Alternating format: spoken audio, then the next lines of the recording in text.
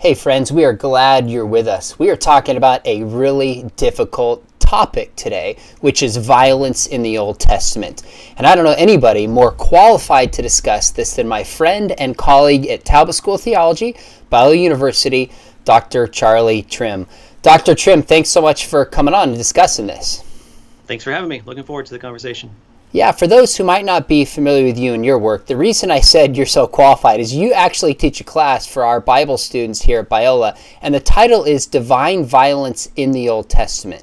So you've been teaching this, you've been talking about this, and you're working on a book that's probably still a year or two out, where you walk through and really address some of these questions. So that's why, for those watching, he is very qualified to help us think through some of these difficult questions. Now, to give you a heads up, we're going to take some of the questions. I imagine as soon as we start talking about the God of the Old Testament, quite a few you will have some questions here, and we will take those throughout some of this interview, but we're going to walk through a very unique approach that Dr. Trimm takes to violence in the Old Testament. And I think when you see some of this approach, a lot of your questions will be answered through this. So let's begin. I'm just curious, of all the things you could study about theology in the Old Testament, why did you start with, or why are you focusing on violence in the Old Testament?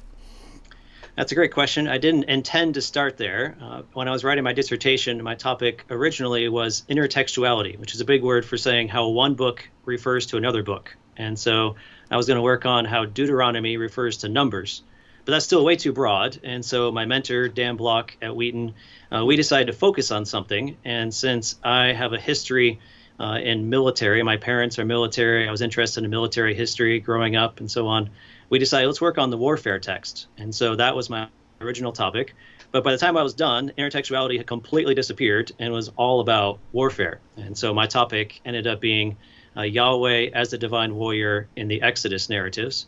And then a few years after that, I wrote a book that I wish I had when I was writing the dissertation, which was a survey of warfare in the ancient Near East. So it's this massive 700-page, basically reference work on warfare in the ancient Near East. And then ever since then, of course, when you read the Old Testament, the ethical issues come to the fore. And so I've been thinking more and more about those in recent years.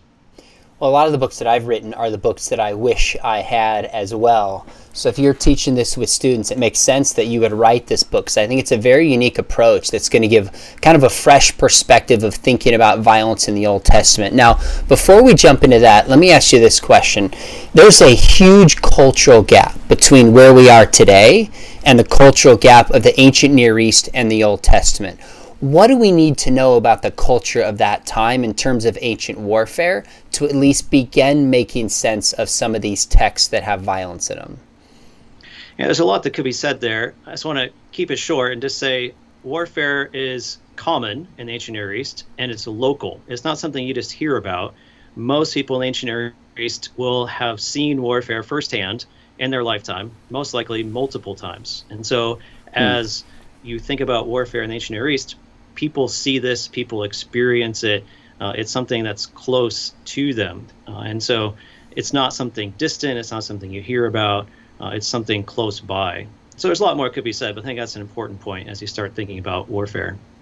That's interesting today because it can feel like warfare, at least for Americans, is out there and it's somewhere else. But you're saying most generations saw it, they experienced it, and this was a personal part of their daily lives. Very much so.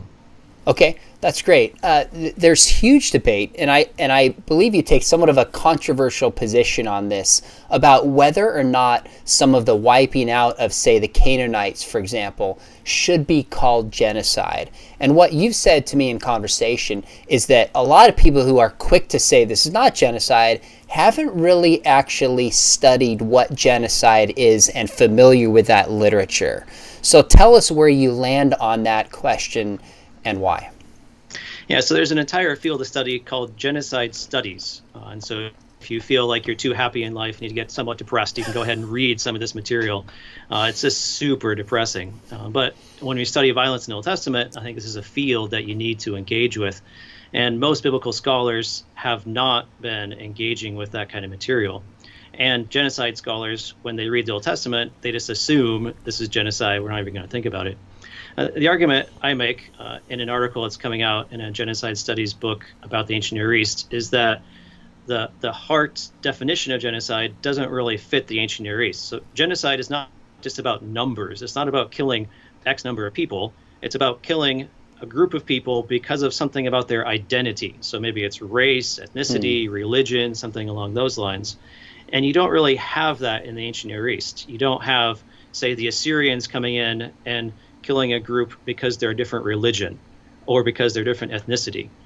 They will conquer people because they don't give them money or because they have rebelled, but it's not in the sense of genocide in modern terms. And so I don't think in the ancient Near East you have something that fits the modern term of genocide. Now, I don't argue that for apologetic benefit, because I think if you are looking for genocide in modern terms, probably the closest thing that you're going to see is the book of Joshua. And so if you're going to see it anywhere, it's probably going to be there. But I think it's helpful for us to know that the term genocide has a meaning, and that meaning doesn't quite fit in the ancient Near East. That's really helpful to look at what was taking place 3,000-4,000 years ago plus, and how many of the factors have changed compared with Nazism or the other modern genocides had very, very different motivations than in the past. So we should be careful using that term. I think that's a great qualifier. By the way, I see a great question from Tom over here. And Tom, if you will hang on, we are going to get to the heart of your question. I think a lot of the questions that are going to come up when we talk about Old Testament violence, we're going to start systematically working through.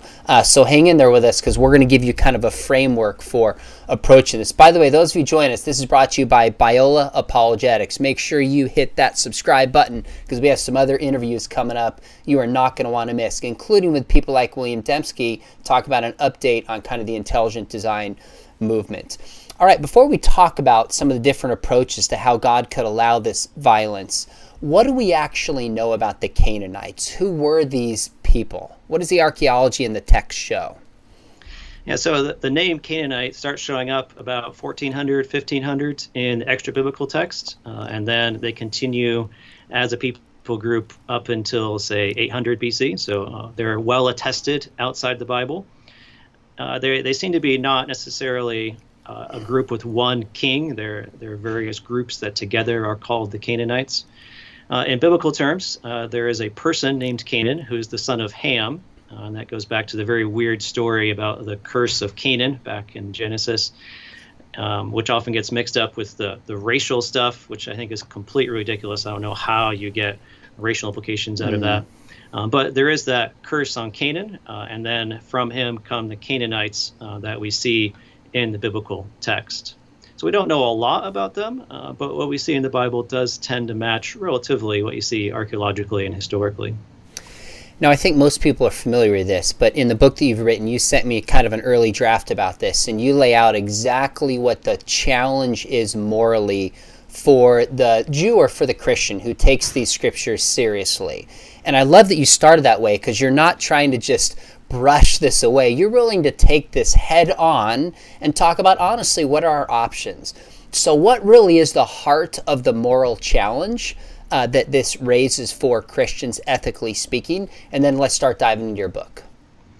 Yeah, so the heart of the problem is you have God apparently commanding something that looks a lot like genocide. So even if we don't use the word, it still looks like it. And so if we're going to say that God is love, God cares for people, God is compassionate, how can this same God then command mass slaughter? How do these things fit together? And so my book, what I try and do is divide into 4 categories, the various ways that scholars have approached this problem and different ways of solving that problem. So let's talk about that. I think the tendency among Christians might be to just push this away and not appreciate how challenging and difficult of a question this is.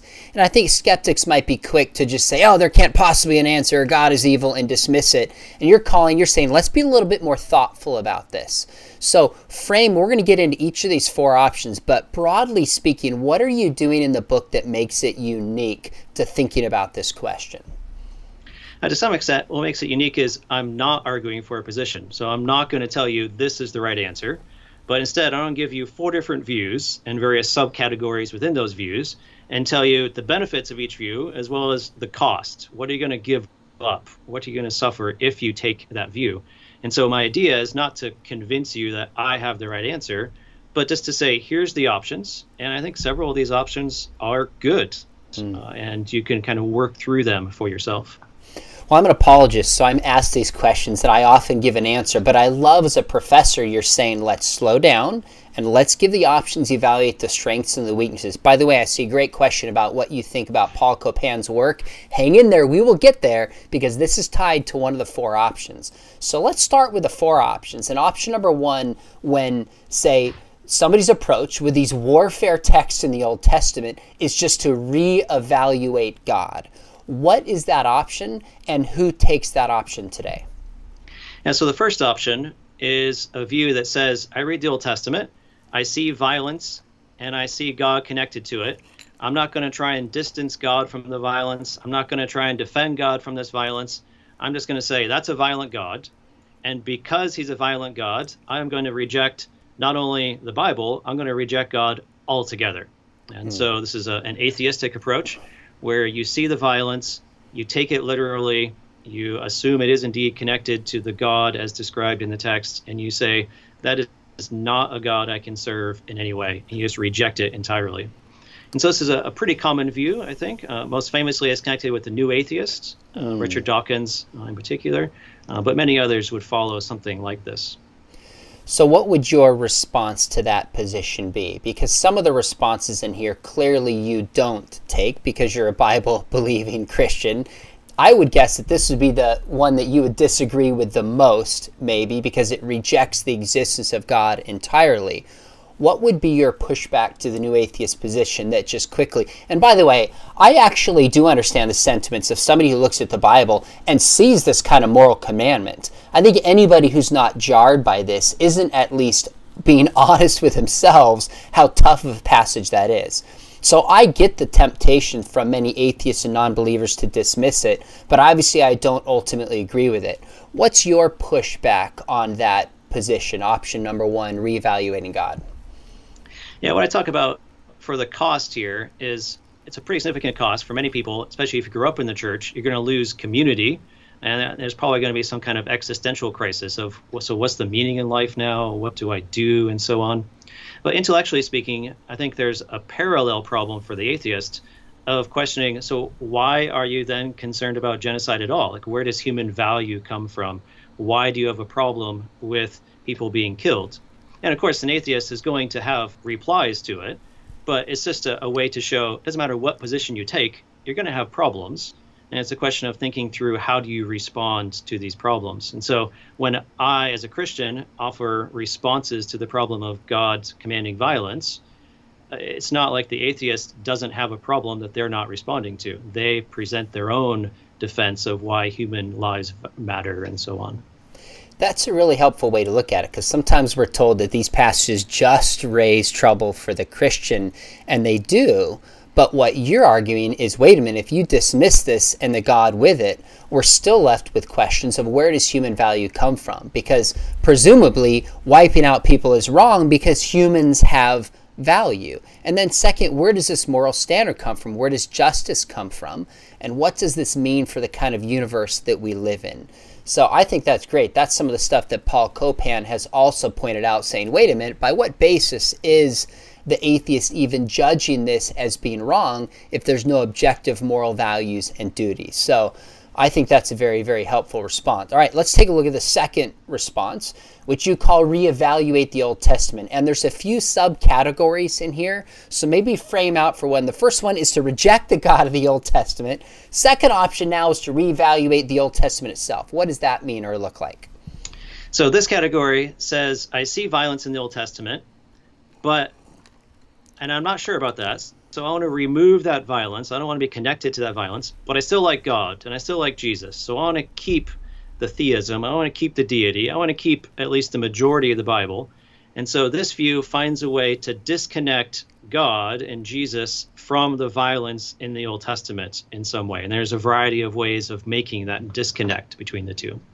Okay, let's talk about a range of those varieties. So this is somebody who would say they're still Christian, still believes in Jesus, the resurrection, but in some fashion wants to remove the violence of the Old Testament because they can't believe that Jesus would embrace that kind of God.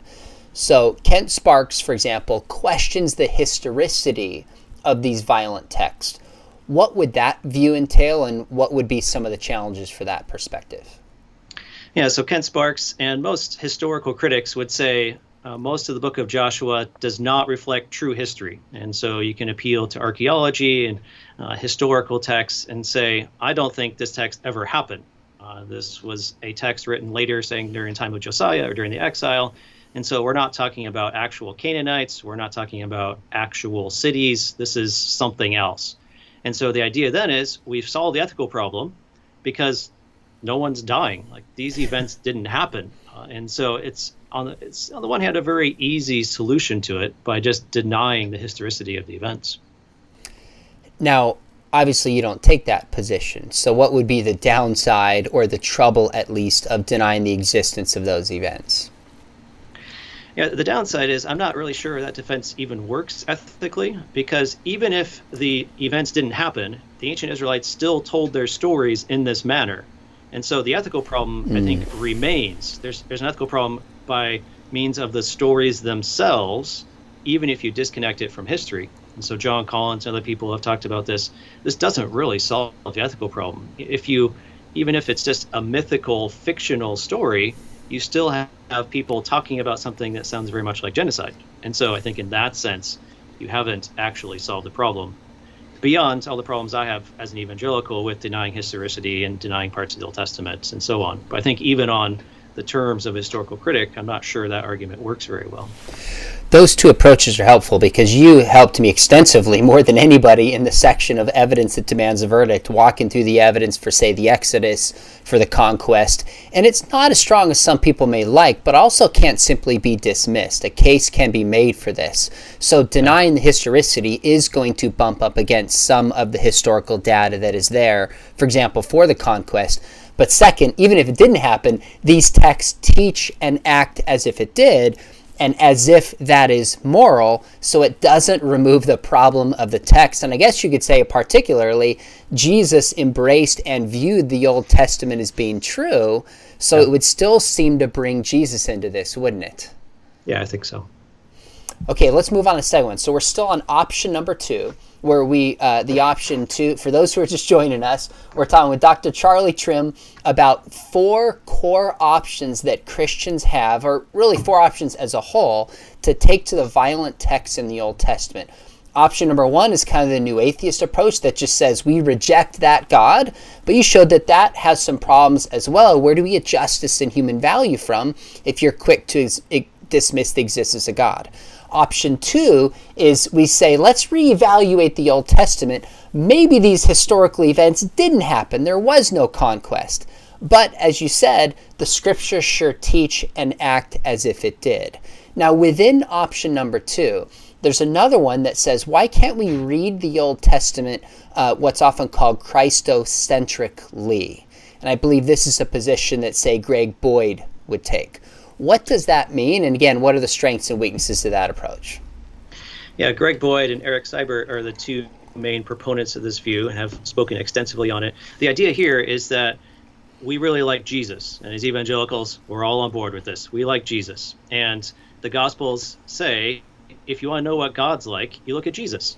And so Jesus is the perfect image of God. Well, Seibert and Boyd say, well, pay attention. Jesus is pretty pacifistic. He doesn't beat up a whole lot of people.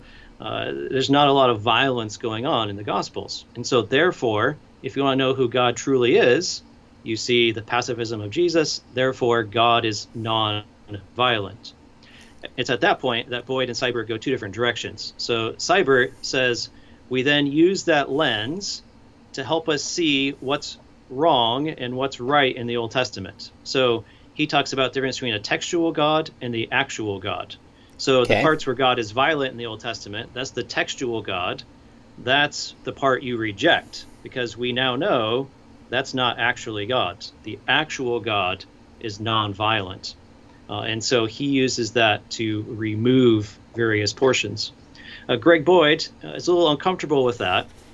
And so he says what's going on is not just a removal of that, but instead what God does is he never acts violently himself, but he removes his protective hand and allows evil beings, whether evil spirit beings or evil humans, to do violent deeds. And so he thinks these violent deeds actually happen, but it's never God doing it himself. It's God removing his protective hand and allowing these violent actions to happen. But the core for both of these scholars is Jesus is pacifistic, Jesus reveals God, therefore God is nonviolent. So there's a bunch of assumptions there. Number one is that Jesus is pacifistic, and we won't debate that, but that would be an approach that would shape how you view the Old Testament. The other approach is, it's interesting, is how would Boyd respond to, like, this doesn't seem to be what the text teaches. The text doesn't say, if you read it, that God removes his presence and they just do this by their own merit. The text reads as if God is commanding them to do this.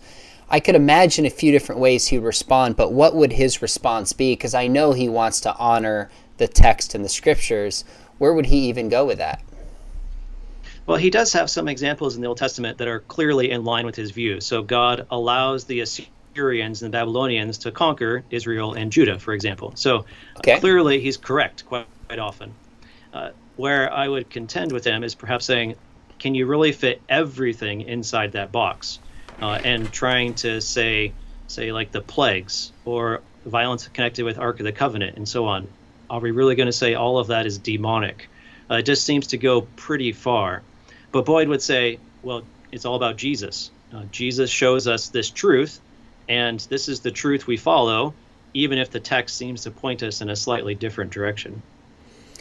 Man, this raises really interesting, tough questions. Before reading this book, I didn't realize there were so many different options and what would follow from it to this difficult question. Now, let me ask you this, because I know it's in the minds of a lot of people watching. What would option number 2, reevaluating the Old Testament, mean for inspiration? Like, how far can we go and say the first option of 2 that you gave, where the scholar says there's the textual God, but not, say, the real biblical God? How much can a person who believes in, say, inspiration begin to view the text that way? Yeah, pretty much everyone in this category rejects inerrancy, or at least inerrancy as traditionally defined. Sparks says he follows inerrancy, but he defines it differently. And most of the scholars are going to follow some kind of inspiration, but it's definitely going to be a different kind of inspiration than is common in kind of more conservative evangelical circles. So it's all about definitions, how you define what is inspiration. So Greg Boyd in particular has gone on to write more about this. He has a book that came out recently defending his view on this and so on. And so they do defend inspiration, but they do have to view it differently than it's been traditionally viewed. Although for them, they're going to view that as a strength. They're going to say that conservative evangelicals have misunderstood inspiration. Yeah, that makes sense. They would argue that. Of course, it's not going to be a weakness to them if they think it's true. Okay, let's jump to option 3. Okay, again, those of you... One point before we move on. Go ahead. For those in category 2, eschatological violence is a problem. Because if you have a nonviolent God, what then do you do about hell, future judgment, and so on? And so Seibert in particular has an appendix addressing this. And he goes with annihilationism, but he recognizes even annihilationism, there's still some violence connected with that, like making someone go out of existence. That seems kind of violent of itself. And so his argument is that is outside of the space-time continuum. Therefore, that is not core to God's character. It's what he does inside history. And I'm not convinced by that distinction. I think for his view, for a nonviolent God, I think you kind of have to go to universalism, where you don't have eschatological violence. But thinking through all of these other areas about violence, especially eschatology, is an important part of category 2 as well. Yeah, that's really interesting. I had one of our colleagues, J.P. Moreland, on a few weeks ago just answering tough questions, and somebody asked about the God of the Old Testament versus God of the New Testament, and he said, look, Jesus believed in hell. So that was harsher than anything you believe in the Old Testament. So, of course, someone who takes option 2 is going to have to take a different view than, say, the classic view of hell. That makes sense. I appreciate that you're tying the Old Testament with what happens in the future, trying to have a holistic view to make sense of these. This is good stuff. Okay, let's go to option 3. So again, for those just joining us, we're not affirming one position necessarily, but looking at different options that people can take when confronted with these violent texts in the Old Testament. One is to reject God, which is the new atheist. Another one is to reevaluate the Old Testament. Maybe these events didn't happen, or to read it through a Christocentric lens. The third one is to reevaluate our interpretation of the Old Testament. What does that mean now?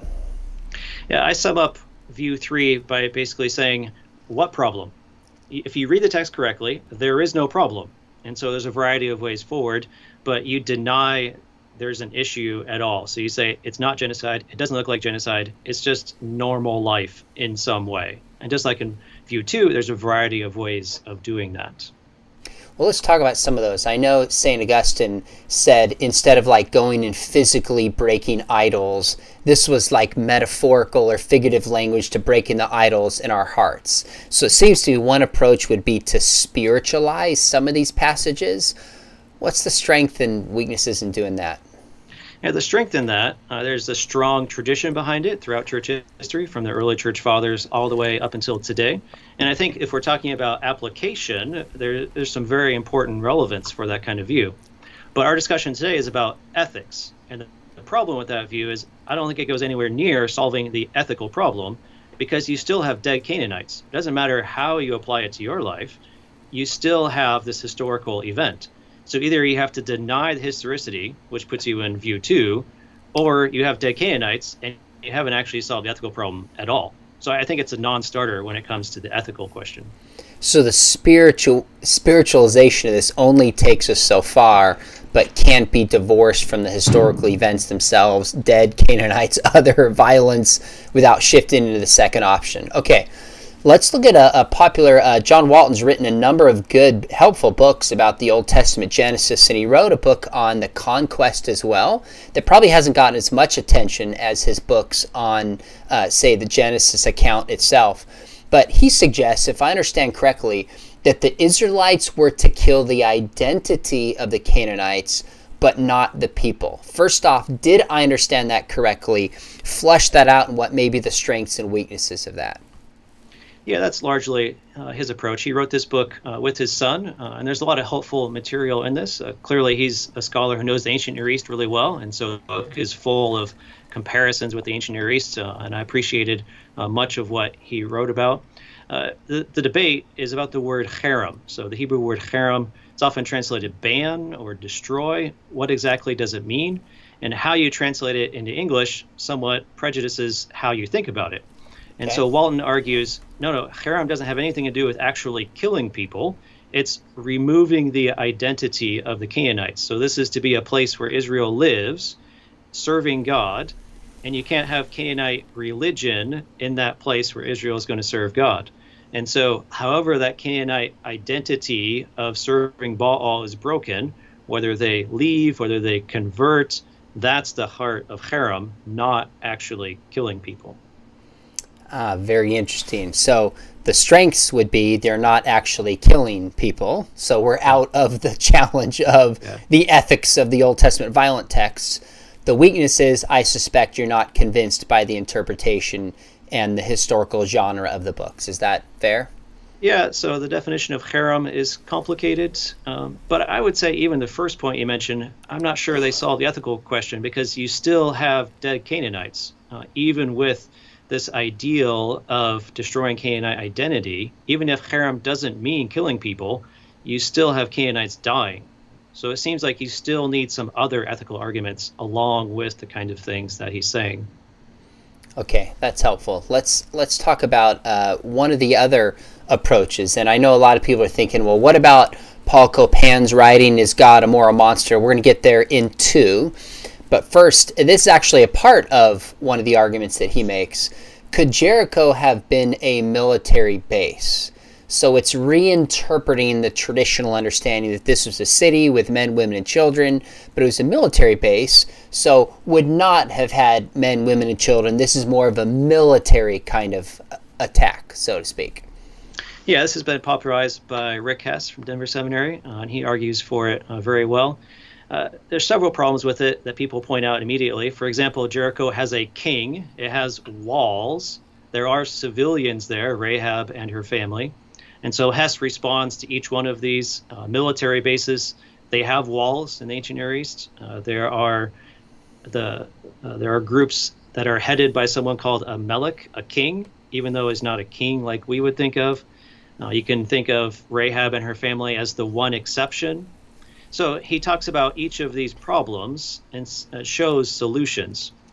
The issue is that's a lot of possibilities being put together. So yes, each one of those is possible, but when you have 4 or 5 possible things in a row, it becomes progressively more unlikely.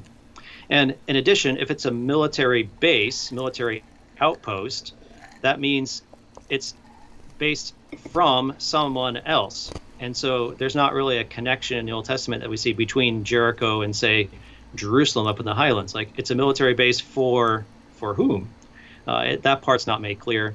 And even looking today, military bases tend to have a lot of civilians, quote unquote. Unless you're on the very front lines, military bases have lots of non-military people.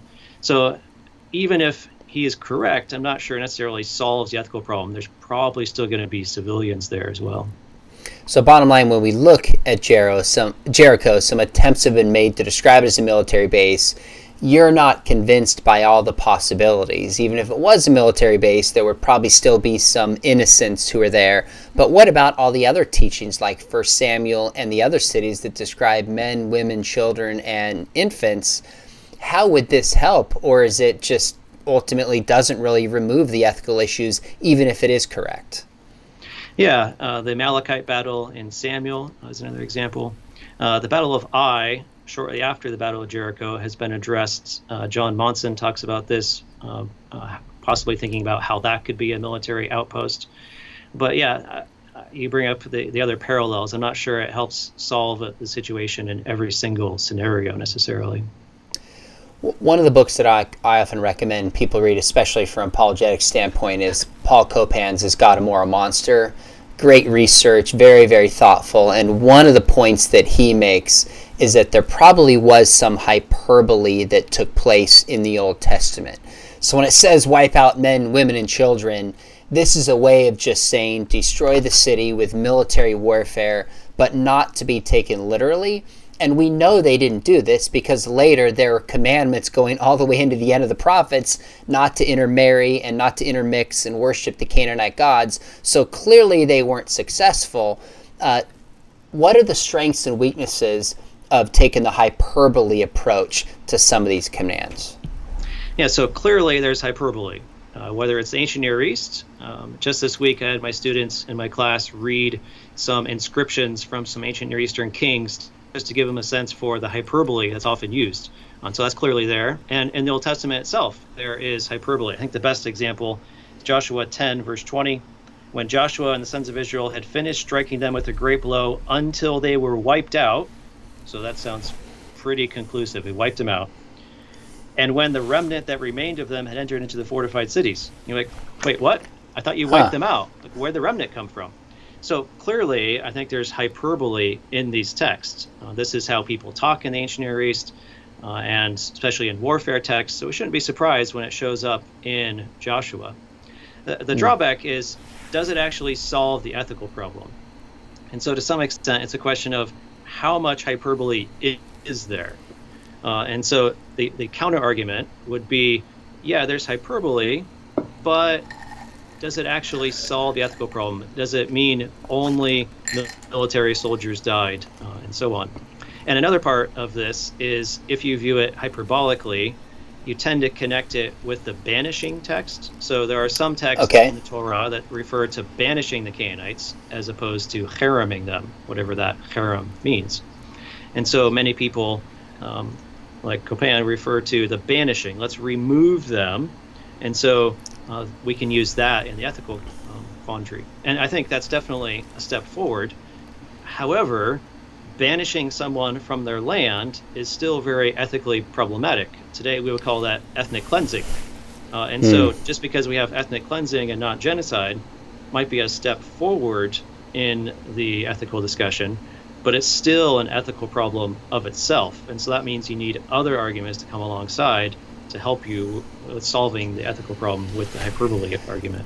We're getting towards the end of option 3. We're going to look at option 4 and then tie some of these loose ends together. But it sounds like you're kind of taking more of a cumulative case approach to this, that there's a lot of different options we can take, but just need to be aware of the strengths and weaknesses of each. So when it comes to hyperbole, there's clearly hyperbole in the text. That's a great example from Joshua. Completely destroyed him, but then the remnant remains. Yeah. So that helps us in one degree, but that doesn't fully get us outside of the claims themselves, the ethical question. So great stuff. Let's move to option number 4.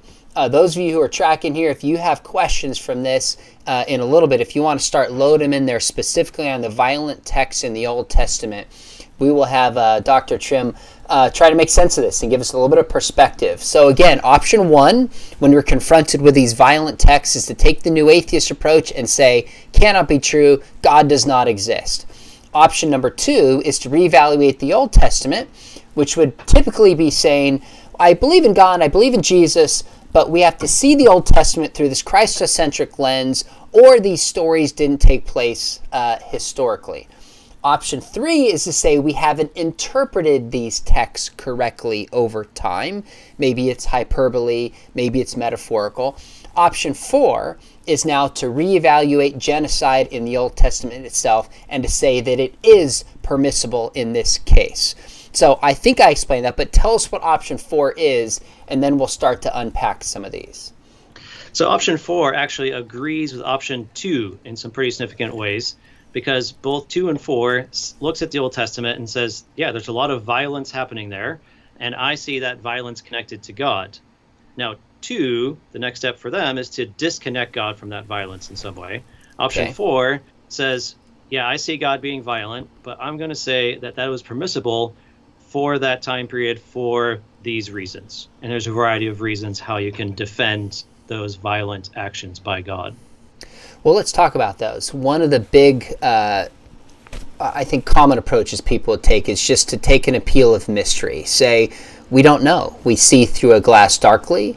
God is God, and we are not. It certainly appears unjust. It's certainly jarring, but we don't have a divine perspective, kind of like Job looks at what's happening to him, doesn't have privy to this supernatural conversation going on, chooses to trust God and believe in him and thus is rewarded for it. So why shouldn't the Christian take the mystery approach, or what are the strengths and or weaknesses of that? Yeah, the strength of it is it allows us to not claim to be God. Like, if we are going to solve everything, we're in a sense putting ourselves in the place of God. The drawback is it also prevents us from thinking. It prevents us from having conversation. It prevents us from thinking more deeply about God. If you're going to say that you want to follow God, then are you just going to not think about this part of God that you don't like? Are we only going to take the parts that we do like? And so we need to be challenged as we follow God.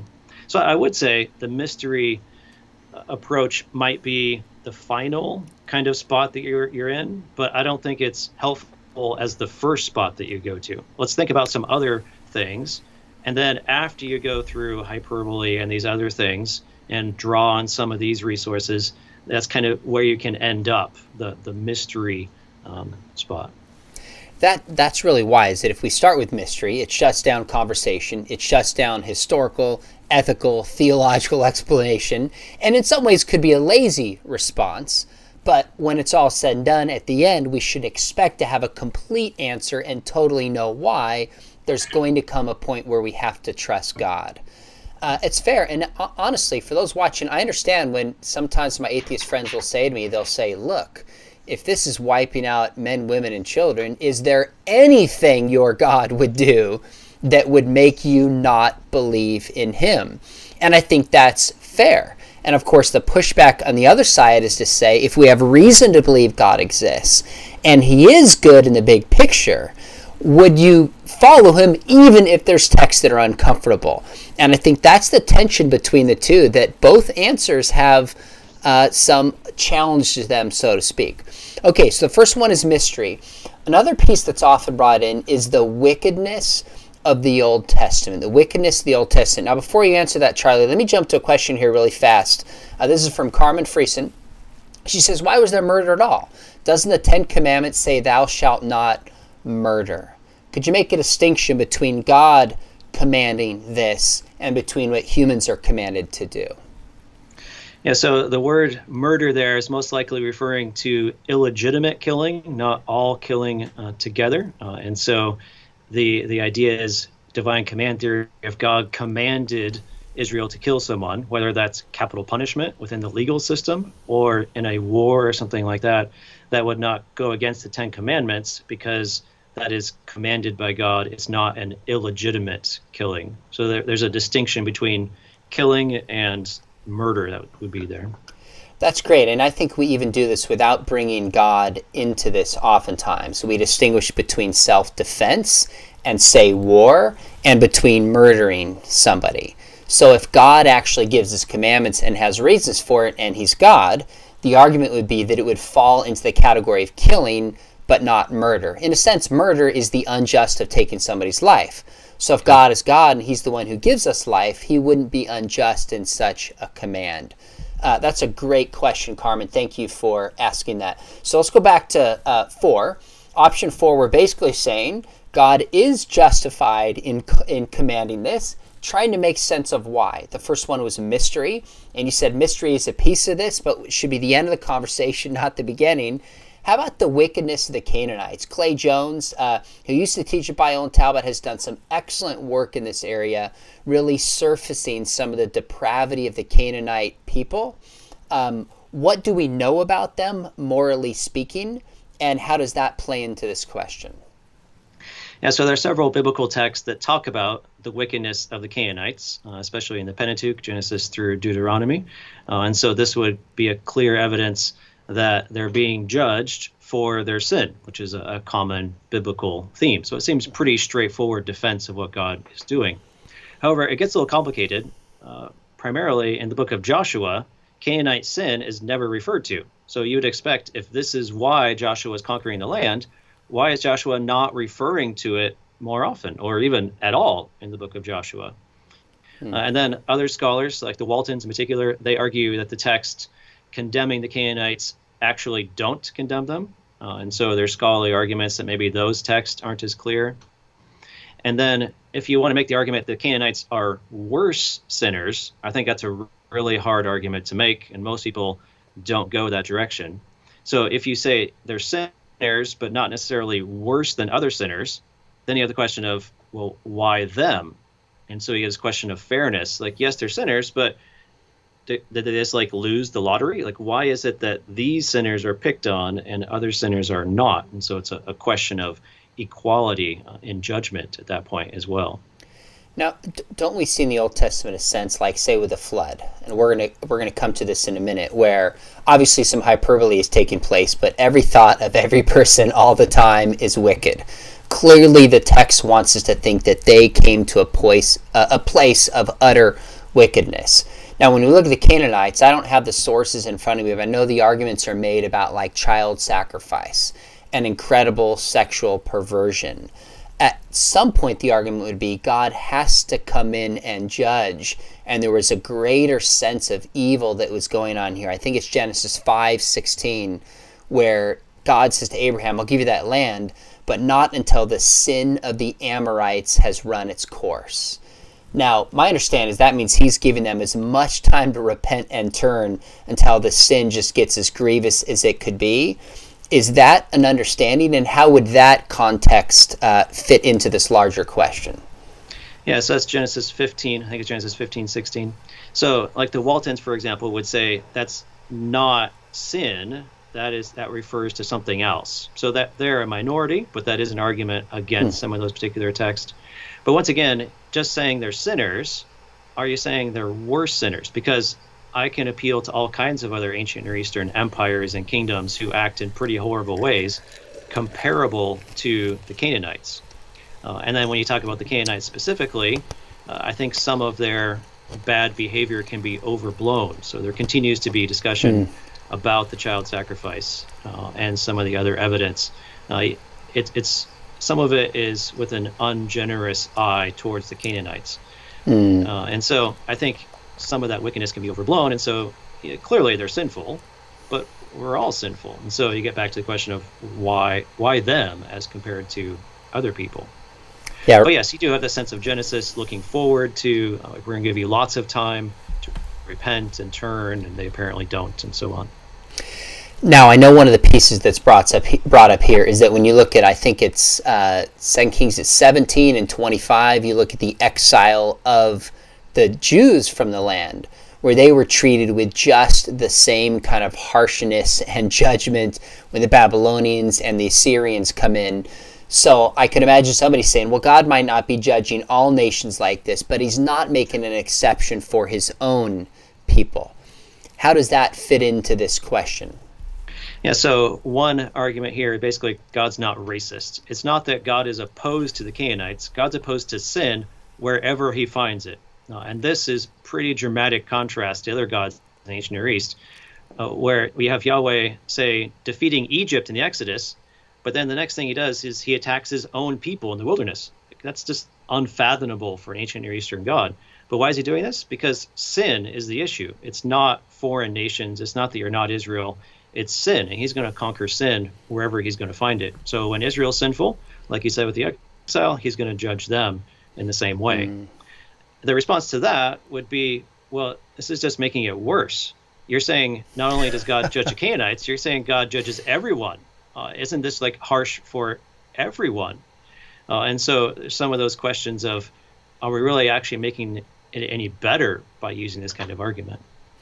What about the uniqueness of the land? So tied to the first point, you would say that they judged, why are the Canaanites uniquely singled out? Because there's other nations that are as wicked, if not arguably more wicked. I know one response will say, well, this is a land that God was using, so to speak, to prepare for his son to come through. And there had to be, I hate to use the word cleansing because that's going to bring a whole bunch of baggage with it, but there was a moral kind of, we need a nation that can survive and thrive, and God can bring his person through, his son through, that's going to bring redemption to the entire world. How much of this is tied to the nature of the land itself and God's act of redemption he was doing through his son Jesus? Yeah, so this point, in a sense, answers the previous point. Why the Canaanites? Well, it's about the land. And so, in a sense, this is going to be God's dwelling on earth, focused most intensely on the temple, but the entire land will be God's place as well. And so this relates to the Walton's point of denying Canaanite identity. Let's remove Canaanite religion, because this is going to be a place where Yahweh dwells, and we can't have Baal followers living in this land. And so that is a strong argument, I think, for answering why Canaanites and not others. Well, it's about this particular land that God is giving to Israel. And the response to that would then be, well, that seems kind of unfair. Like, they just lost the lottery. Like, your land got chosen, so you're going to have to get out. And once again, it sounds similar to ethnic cleansing and so on. So there's some good theological explanatory power there, but how far does it help us with the ethics of the situation might be questionable. Now, one of the interesting things in this discussion is people jump to the story of Jericho, the stories that we're discussing, but I don't hear as much discussion about, say, the flood and the Exodus. And it seems like even if we can make all these passages into hyperbole or reinterpret them, you still have all these other teachings in the Old Testament that seem pretty hard to escape, especially when you look at how Jesus and the apostles talked about the Old Testament and the people in the Old Testament seeming that they were real. So how does bringing the flood into this, does it help it because it's not unique? Does it make it harder? How does this shape the conversation? Yes. So the plus side is it allows some comparisons, and generally Christians have less problems with the flood. I mean, we put it on the walls of nurseries and stuff, right? Like we have our kids play with Noah's Ark. And so there's a sense of we're fine with the flood. Why then do we have a problem with the Canaanite destruction? So partially it's just we have this kind of blinkered thinking about the flood where we don't realize just how bad it is, in a sense. Like, God killed the entire world. It's like worldicide or something. There's not even a name for that. And so once again, in a sense, it's making it worse because now we're going to defend this limited destruction by appealing to this greater destruction. But the other disconnect between the two events is one is God doing the judgment himself, and with the Canaanite destruction, it's God telling his people to do the destruction for him. And so then there's questions about what effect would it have on the Israelite soldiers, like PTSD concerns and so on. And so adding in the human responsibility does create some distinction between the floods and the Canaanite destruction. Okay, for those listening, we got about 10 minutes left. We're gonna honor your time, Charlie. But I want to give everyone a sense of what we're doing here. You're not giving your... Can I add in one more thought? Yeah, please do. Parallel with the flood in Exodus is the eschatological parallel. So the judgment at the end of time, you can think of that as a parallel for Canaanite destruction as well. And so we see positive depictions of the land of Canaan as kind of new heavens, new earth, and so on. So if you flip that, you can think of the destruction of the Canaanites as, in a sense, preparatory for eternal judgment. And so there's some parallels with eschatology. Scholars sometimes talk about it like intrusion ethics, where eschatology intrudes into history. And so it's not like the Canaanites are innocent bystanders and just completely free of guilt. Like, they are judged just like everyone else is judged, but their judgment comes earlier in a sense. So common grace is removed for them. And so many people appeal to this kind of parallel as well. The problem, of course, there's certain assumptions about eschatology, and if you don't share those assumptions, then that argument's not going to work very well to bring in. Gotcha. Testament. That makes sense. I'm curious, why do you think the biblical authors don't give any clear justification where they try to answer this? Now, I think there's some hints in the text, like Genesis 15:16, sin and Amorites running its course, Rahab being spared. We see some of the evil of them. Like, there are certain things worked in the text. And this isn't just a modern question. Some moral questions are modern that pop up just because of the culture we live in. But Origen and Augustine, I mean, people have been thinking about this question for a long time. And I realize this is guessing, but you study the Old Testament. Do you have any sense of why they wouldn't lay out a reason for this? Yeah, most of the scholars we talked about for the past hour would probably say, well, there are clear texts, and those are the ones I appeal to. So you could say, well, there are clear texts. It's a matter of defining what they are. So maybe there's multiple clear texts, but they're somewhat in tension. And so thinking about how these texts work together is the complicated part. But short answer to your question, I'm not sure. I don't know. Okay, I think that's totally fair. Here's a couple questions that have come in. It says, Dr. Trimm, at what point do you take out technicality and talk about the heart from stone to flesh? I think that's more of a theological question, and step away from some of the debates about what these words mean and shift to that theological one. How do you approach that? Yeah, for me, as an Old Testament scholar, I tend to start with the weeds. I start with the text and try and figure out how it all fits together. But certainly I don't want to stay there. I want to know, how does this inform me about the God that I serve? And so I want to make sure that we do this detail work, but then connect it with theology, connect it with the God that I serve today in the present time. And how to make that transition is difficult because scholars do it different ways. Sometimes scholars will bring the theology to focus on the text, or do you bring the text to focus on the theology? And to some extent, that is the question of some of these debates, is which direction do you go? Do you start with the theology? Do you start with the text? And so that is part of the discussion of itself, is thinking through how to make that transition. For me, I tend to go from text to theology, but that's a much bigger question as well. That makes sense, being a scholar, that you would start there. How have your views on this changed over time? Because you've been studying this now probably for decades. How have some of your approaches to this and views changed?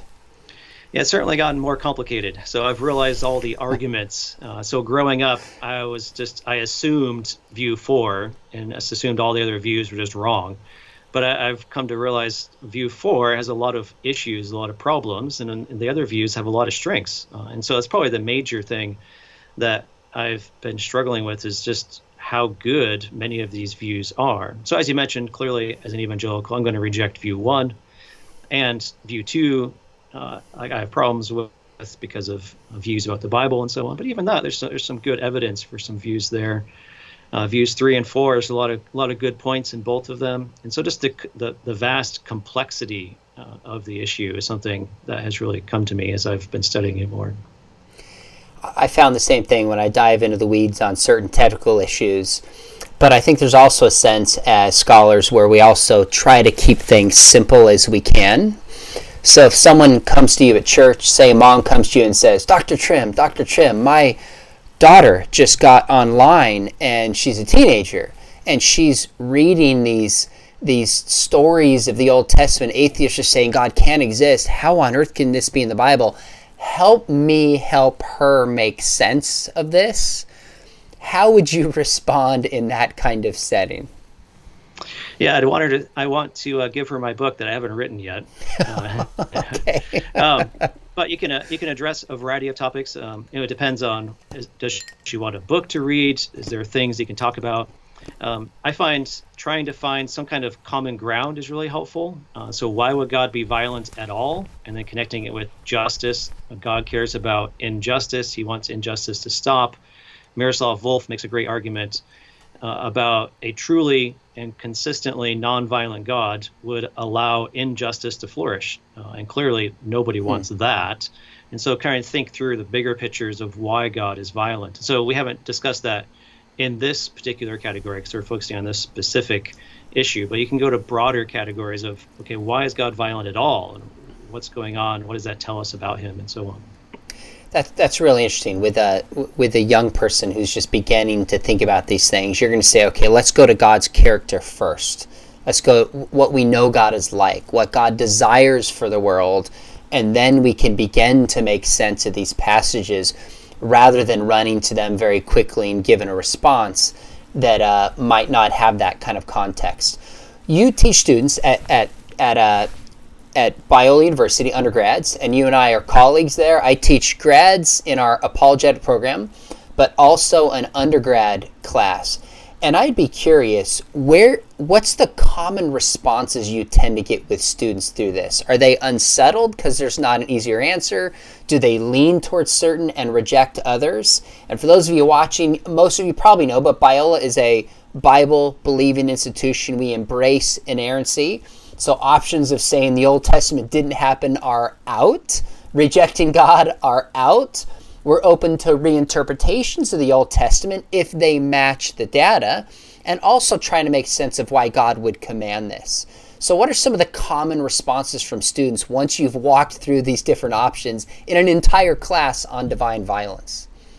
Yeah, so I give them a final paper, which is basically defend the violence of God in the Old Testament. And I'm not going to grade you on getting the right answer. I just want you to know what the arguments are, to be able to defend it, and then respond to the counter arguments.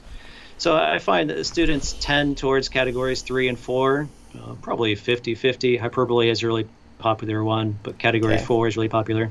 And a handful who appeal to category 2 as well. Of course, we don't make our students sign doctrinal statements, so there's plenty of students here who reject inerrancy and so on. And so there are a handful that take category 2. So I find it's kind of all across the board.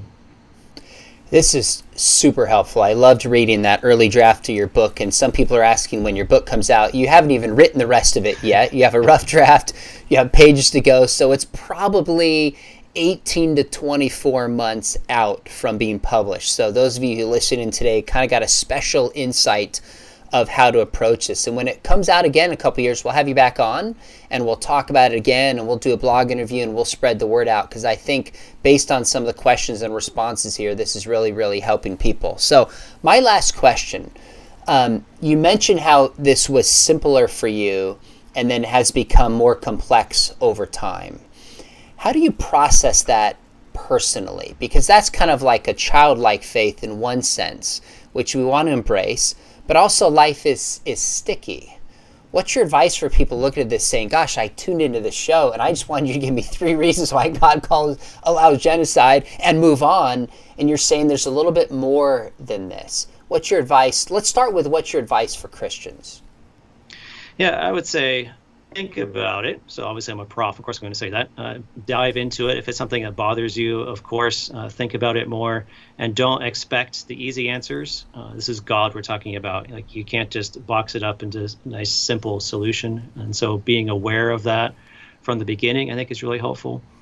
Maybe two final points. One is I think there's multiple good options. And so even though I didn't defend one particularly, I actually do lean towards one, even though I didn't say that necessarily. But I think there's multiple good options. And just knowing it's not like we have to find the one right answer per se. There's good options, and you have freedom to kind of pick those. So I think that is helpful and freeing in a sense. Yeah. It ends with a parallel from the New Testament. In John 6, Jesus tells the crowd, you need to eat my flesh and drink my blood. And a whole bunch of people leave because they're greatly offended, obviously, because that's pretty dramatic language. And after that, Jesus turns to his disciples and says, are you going to leave too? And I paraphrase their response to something along the lines of, I kind of want to, but the other options aren't any better. I don't know where I would go. And so to some extent, my response to this issue in the Old Testament is something like this, where I say to God, like, I don't particularly like what I see. Like, I might write it differently if I was God, but there's a reason I'm not God, and the other options aren't any better. And so I'm going to continue following you, even if I still have this some measure of internal tension as I continue to follow you in this journey. Guy, that is so helpful. I think in my experience, a lot of young people who will disengage their faith, they come across these kinds of challenges, aren't aware of the different options. We're told everything just simply fits into nice categories. And you're saying there is a good option. Of all the options are out there in terms of worldview, Christianity makes the most sense. But this is a tough question. Let's not give simplistic answers, and let's learn to live in the tension. I think that's really honest. I think that's freeing for Christians. And many of the atheists I know, I think, would at least respect that, because you're not whitewashing over and giving a simplistic answer for something that arguably is one of the greatest challenges that people raise to the scriptures themselves. Now, some people are asking for your position, but I know you're not going to defend that here. Maybe when we have you back on, we can talk about the position you take when the book comes out. But those of you again who just joined us, we've been looking at different options we have of how Christians can approach the question of violence in the Old Testament. And Dr. Charlie Trimm has been teaching a class on this for years. He has a book coming out, probably 18 to 24 months, and walked us through 4 different options. There's strengths to some, and there's also weaknesses to them. So hope you've been enjoying this. And by the way, Dr. Trimm and I both teach at Biola. And if you like this content, we would love to have you at Talbot, love to have you at Biola, in particular in our apologetics program. We have a class on this that we teach, as well as some of the other toughest ethical, moral, scientific questions. We have a master's, and we're the top-rated graduate program. If you look in the information below, we can link you to that. We'd love to have you in our program. Or if you say, you know what, I'd love to find out more information, I'm not ready for master's, we actually have a certificate program where we'll send you lectures and just real simple assignments and kind of grade them just to keep you on track so you can learn apologetics and theology formally. There's a significant discount code below if that's helpful. Make sure you hit the subscribe button, because we have some other interviews coming up. For example, Craig Evans, one of the leading New Testament scholars in the world, has written a 600-page book on Jesus and the manuscripts, and is going to give us the first interview here. Next week, we're talking with a friend of mine, Billy Hallowell, making a defense for the existence of demons, because he's done an investigative report. So a lot of interesting stuff coming up. Make sure you subscribe. Again, Dr. Trimm, really appreciate you taking the time, and hang on, don't leave. Everybody else, we really appreciate you joining us, and hope we'll see you back here soon.